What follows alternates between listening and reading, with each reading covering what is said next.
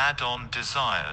Welcome to Added Solutions Current Affairs program. I am Venkata Sheshareddy. Now let us look into the important articles of the day for the examination. Collegium recommends 8 High Court judges, advocates to Supreme Court. 3 are in line for Chief Justice of India. Recently, Nariman has been retired from the Supreme Court judge, and then now the post has to be replaced. What is the procedure and what are the qualifications to be appointed as the judge, and who is the authority to appoint the judge? Now here the procedure is President of India has to consult the Chief Justice of India, and then a group of senior most judges of the Supreme Court before he appoint the judge to the Supreme Court or Chief Justice to the High Courts, or if it is case of judges, then it is a High Court governor for the High Court judges. Now this is the procedure. Now what is this collegium and how does this has evolved over a period of time? Now collegium means the senior most judges in the Supreme Court are responsible to recommend the names, a group of names, and then among these names the government will be sorting out a few members and they will be appointing according to the recommendation of this collegium. Now what are the issues that are related with the collegium and how does this come from? Article 124 ensures that the President of India is the authority to appoint the judges, but here there is a clause that President has to consult the Chief Justice of India to appoint the judge. Now over a period of time, right from the 1980s, what happened is this has evolved from phases. In the beginning, the first judge's case, what is this first judge case to fourth judge case? Recently NJAC was the last dispute, that is 99th Amendment Act, which was squashed by the Supreme Court as it is violating the basic structure of the Constitution. Now this has evolved over a period of time. What happened? In 1970s, there was a custom that the senior most judge of the Supreme Court has to become the Chief Justice of India on retirement of the Chief Justice of India. Then during this period, that during the emergency period, what happened? There was a disregard on the principle, that is custom, and what happened? They have appointed one of the junior judge to be the Chief Justice of India. Here then what happened? The remaining senior judges has resigned from the office, and this has led to conflict between the government and Supreme Court. Then finally what happened? They have filed a case as the first judge case. This case is known as the first judge case. Now under this first judge case, there is like in 1981, it is declared that primacy of the Chief Justice of India, recommendation on judicial appointments and transfers can be refused for cogent reasons. If there is any convincing reason, then it can be refused. Under this condition, what happened? In the first judge case, this was the case where it tended towards the favor of the government only. And then after that, what happened? The ruling gave executive primacy over the judiciary in judicial appointments for the next 12 years. And then finally what happened? In 1993, again there was a case that was filed in opposition to this. Then Supreme Court introduced the collegium system, that till this point of time the Chief Justice of India, consultation of Chief Justice of India means only Chief Justice of India. And then here what happened in second judge case, they have increased. Now the Chief Justice of India is not the entire entity where he can take his decisions on his own. He has to consult the group of senior most judges in the Supreme Court itself, so that this will be a collegium, a group of the senior most judges who will be recommending the names to be appointed as the judge of the Supreme Court or Chief Justice of High Court or the judges of High Court. Now this collegium, the group of members, has introduced in the second judge case, where holding that consultation really meant concurrence. Now here it made compulsory to accept the recommendation by the Chief Justice of India. It added that it was not the Chief Justice of India's individual opinion, but an institutional opinion formed in consultation with the two senior most judges of the Supreme Court. here in the second judge case 1 plus 2. Now there are 3-member opinion whom to be appointed as the judge of the Supreme Court. And then in the third judge case, that is in 1998, what happened was, it was increased to 5 members, that is Chief Justice of India plus 4 other senior most members. Supreme Court and President's reference expanded the collegium to a 5-member body comprising the Chief Justice of India and 4 other senior most judges of the Supreme Court. And then what happened later, Government of India has come up with a National Judicial Appointment Commission, NJAC, with 99th Amendment Act. What is this NJAC? There are members from both judiciary as well as the government, and then these people will be acting as the appointing authority of the judges. Now here what happened?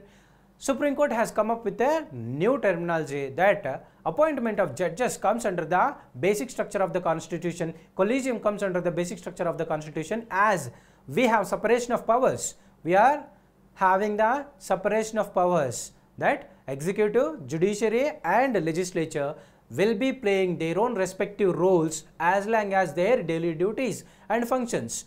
No other organ of the government has any right to intervene into the other organ in the daily functions of the government. Then here what happened? Collegium became the basic structure of the constitution. As you are overruling the collegium and you are bringing in another type of organization, that is National Judicial Appointments Commission, and here this was ruled as unconstitutional. That 99th Amendment is been ruled as unconstitutional, and that NJAC has been declared void, null and void. Here it made that in what might be called for the 4th judges case, 2015 Supreme Court upheld the primacy of the collegium. Now the collegium alone has the right to appoint the judges, and more importantly it declared collegium as part of constitution's basic structure, and so its power could not be removed even through the constitutional amendment. Then what is the problem we have with the collegium system? Collegium system is being subjected to criticism based on the nepotism and favoritism towards very few people. There is a research says that there are only about 150 families whose all the judges right from the independence, this throughout 75 years of Indian history of independence, there are only judges coming from 150 odd families. This clearly indicating that there is a misuse of the power by the collegium system, as these people are opaque and which is not transparent on what basis they are being appointed, as there is no qualification for the judges except that there are norms that to be appointed as the judge, one has to be Indian national, there is no age qualification, and he or she must be served as a judge or practiced as a advocate for 10 years or more than 10 years in one or more than one high courts. These all are the qualifications, that's all. There is no any other qualification that is telling the declaring the prowess of the judge or intellect of the person to be appointed as the judge, and this is being subjected to the criticism in our system. Now because of these reasons only, the appointments of judges or the number of vacancies are more in the judicial system, and let's see how this will be unfold over a period of time, and how we'll be able to reduce the case pendency, as we believe in a principle that justice delayed is justice denied. So if we can able to reduce the case pendency, then only we will be able to deliver the justice, otherwise we are actually denying the justice. Based on this collegium system or maybe conflict between the judiciary and government is leading to the pendency of cases or even denial of the justice to the citizens. The next thing is cabinet nod to oil palm scheme focus on Northeast Andaman. Now what are these oil palm and why is it important in our context? Now here oil palm is most of the part in edible oils which are of eatable. 65% of oil products, edible oils, are like import based. The country are actually import dependent on both edible oil as well as the fossil fuels, that petroleum. crude petroleum. On the basis of these two, we are import dependent as it is costing hugely on the exchequer. Recently, on 15th August, Prime Minister of India has pressed the button on this increase in production from different areas from our own country, as this will be leading to the reduced burden on the exchequer for the import bill, and also which will be leading to the improvement of the northeastern regions and the Andaman Nicobar by increasing the production of oil palm. Now here this oil palm is a type of crop which is suitable in the range of equatorial region to tropical region alone, which needs at least 7 to 8 hours everyday sunlight. Apart from that, this will be thriving better only in the regions where we have temperatures ranging from 20 degrees centigrade to 33 degrees centigrade on an annual average. Otherwise, if any other case, any other extreme will not be allowing this crop to be grown better. And here Andaman Nicobar is falling under the almost equatorial type of climate, and northeastern region is falling under the tropical type of climate where we will be able to produce better. Now where is this region that is dominated throughout the world? Now most of the equatorial countries like Indonesia, Philippines, Java, and then Malaysia, Singapore, these all are the equatorial countries, and apart from some of the African countries that are of equatorial are very much productive in this oil palm, and we are importing from them. Instead of import dependent, we are thinking of becoming self-sufficiency, so that it will be reducing burden on the exchequer, and along with that it will be causing to the development of the local people. Oil palm is a humid tropical crop, and thrives best in the areas where temperature ranges from 20 degrees centigrade to 24 degrees centigrade minimum, and 20 to 33 degrees maximum. Oil palm requires at least 5 to 6 hours of bright sunshine per day and 80% of humidity optimum growth. Now these are the conditions where the oil palm will be growing, and this may be a preliminary question or maybe in the mains question. That is the reason why I am indicating where does it thrive better, so that there may be all possible question. Oil palm grows in which of the following areas? Antarctica, Arctica, Java, and then Caribbean islands. Likewise, they can be given a question. Now what we will be doing? We will be easily eliminating if we know the conditions. Otherwise, if we want to by heart, oil palm grows on this area, oil palm grows on this area, no, it can never happen. We need to have the logic, then only we will be able to clearly understand. Now there is a mission, National Mission on Edible Oil Palm. National Mission on Edible Oil Palm, objective to ensure self-sufficiency in edible oil production, aim to reduce import dependence from 60% to 45% of by 2024-25 by increasing the domestic edible oil production from 10.5 million to 18 million tons, which is a 70% of growth target. Farmers will get all needed facilities from quality seeds to technology, along with promoting the cultivation of oil palm. This mission will also expand the cultivation of our other traditional oil seeds. Now apart from this, what are the other areas where we can be able to increase the oil production in our own country? This entire area is the plateau region. Now here there is a line, isohyet line, this is called. Now east of this line is 100 centimeter rainfall or more than 100 centimeter rainfall, except this Western Ghats region. Forget about Western Ghats region, and west of it goes on reducing the amount of rainfall. East of this line, this is called isohyet line, and east of this isohyet line will be having more than 100 centimeter rainfall annually, and west of this line will be having a reduction in the average rainfall in year or annual average rainfall. Now this area, we know that this is a desert area, and here we have the irrigation facilities. This entire area is a rain-fed region. What is this?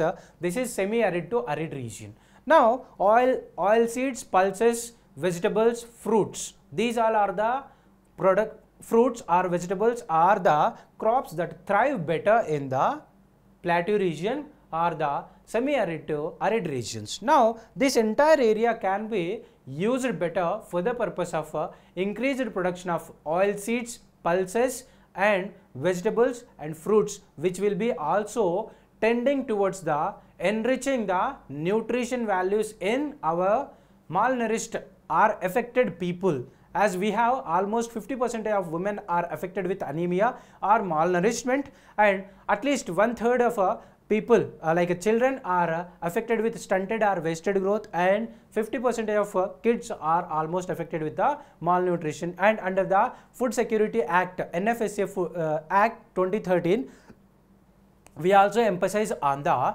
nutrition fortification, not just about the food fortification, we also are emphasizing about the nutrition fortification. How does this nutrition fortification will happen? Is it that artificial? No, we cannot entirely dependent upon artificial food fortification, as we can be able to use this area for the better market oriented production. Then what happens here? It will be double-edged advantages, that it will be also increasing the farmers' income, along with that which will be helping our country to reduce our import dependence, our self-sufficiency, and increase the nutrition values in our children. Along with that, coupled with dairy development and the mixed farming will be helping in these regions, as government is also working towards achieving this, so that we are having the target of doubling the farmer income by 2022. Now, the next topic is India decides to ratify Kigali Amendment to Montreal Protocol. What is this Montreal Protocol and what is this Kigali? Where is this Kigali? All the things we will be discussing now. In 1989, Montreal Protocol is not a climate amendment. Now, what is this?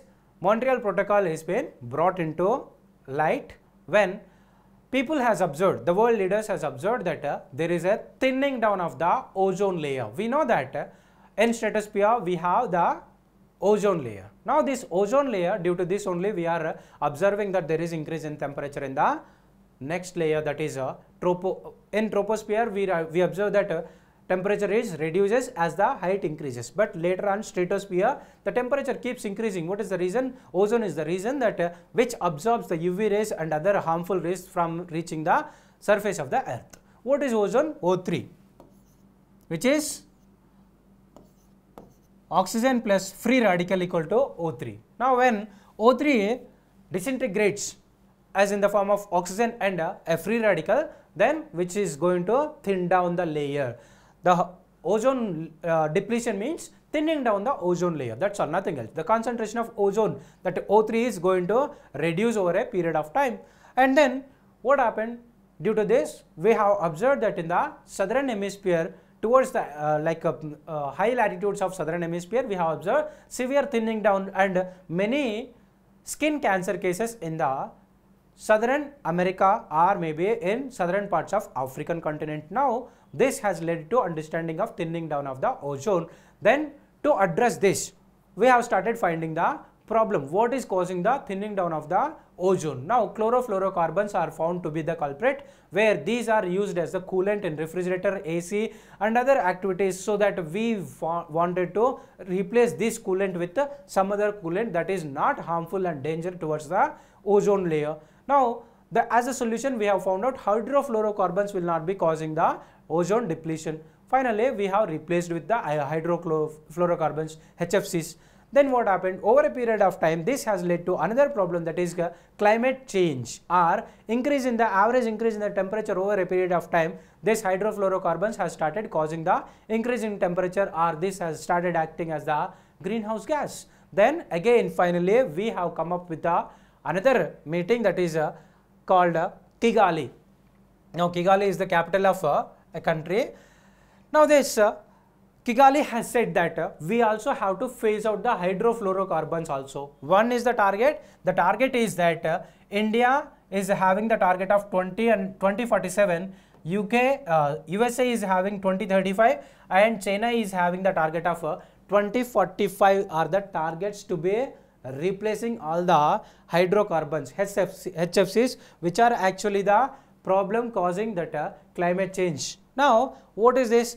In 1989, Montreal Protocol is not a climate change. The It is instead aimed at the protecting the earth from ozone destroying chemicals like chlorofluorocarbons or CFCs that were earlier used in the air conditioning and refrigerator industry. The widespread use of CFCs had caused the hole in ozone layer of the atmosphere, which allowed some harmful radiations to reach the earth.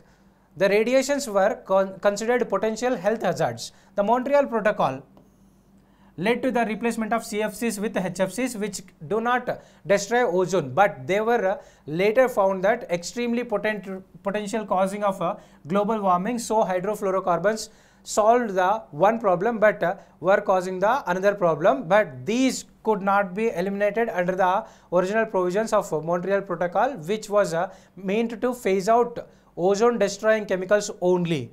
And Kigali Amendment enabled Montreal Protocol to amend the elimination of HFCs as well.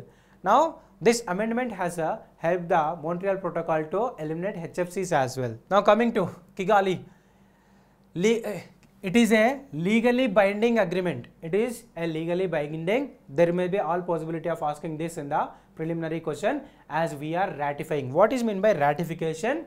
Ratification means we are agreeing upon this. Once we agree upon this, we have to follow these rules and regulations. Now, who will be agreeing this? Is this state legislatives?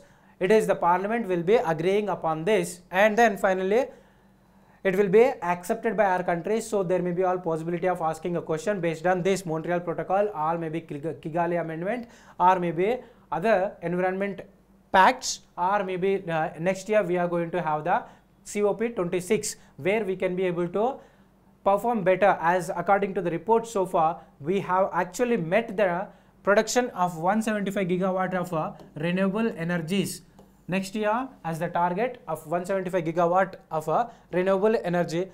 Now, this is a legally binding agreement between statutory parties with non-compliance measures.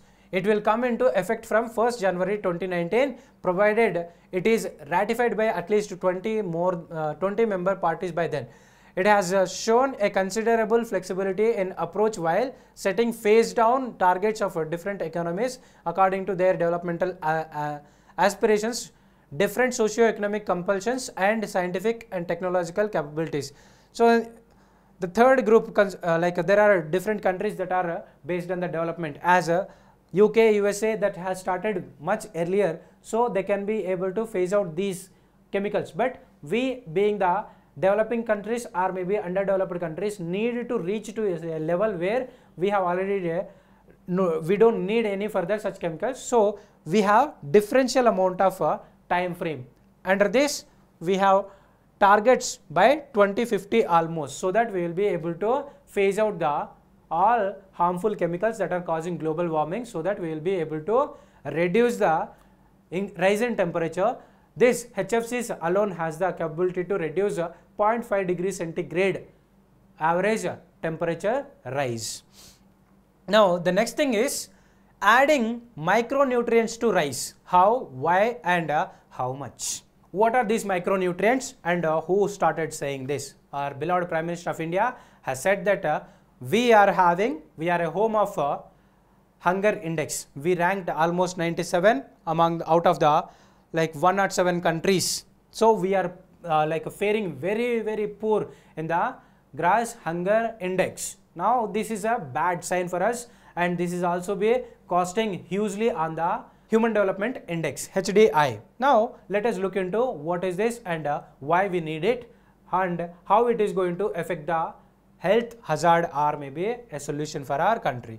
We are home of at least 50% of malnourished babies and 30% of stunted and wasted babies. So that what happens, we need to look into areas where we can be able to provide a nutritious food, as we have already talked that by mixed farming, that is encouraging poultry dairy farming and other oil seeds, pulses, vegetables, fruits. By mixing all these things, we can be able to make availability both physically, socially and economically at viable conditions for each and every one. Then only it will be able to meet the needs of the present day. And apart from that, what are the other areas that we can able to opt is artificially enrich the micronutrients in the food that we are consuming. Now most of our staple food is rice and wheat. Now we have come up with a solution that is a fortified rice, that is enriched with the micronutrients and minerals such as iron, folic acid and other things, vitamins, B12, etc. Now these all are the things we are actually giving in the form of tablets, but we are not able to solve the problem. So we have come up with the solution that by adding these into the rice itself. Now how can we add? By adding the flour to this rice, coat over the rice. When these are added at the mill, or maybe ground this rice at the mill itself and then add the nutrients into this flour and then finally reshape the same thing into rice exactly. That is what is called fortified rice kernels. What is that? Fortified rice kernels. First we will be able to flour it down and then add the nutrients and finally will be again reshaped as similar as the rice only.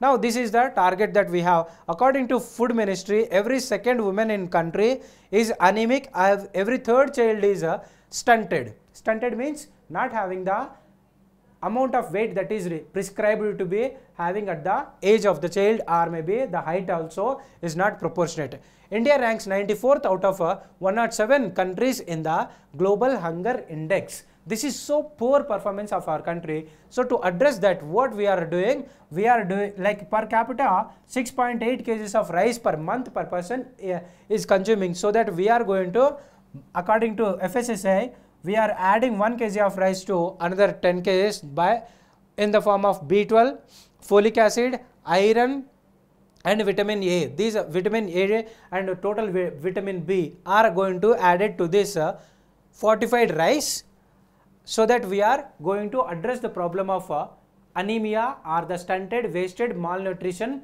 babies.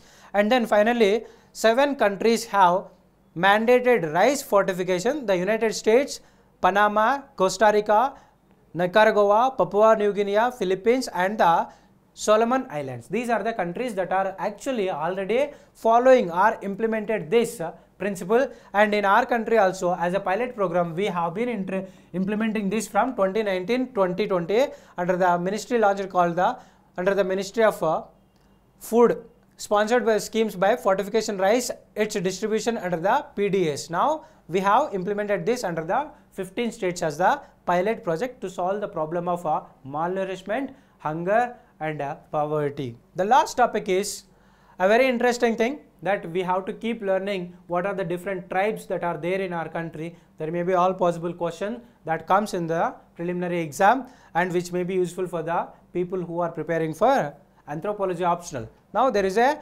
Tiwa tribe, Tiwa tribesmen who are performing traditional dances. They take part in the Wanka festival, in which they pray for a bountiful harvest. What is the festival?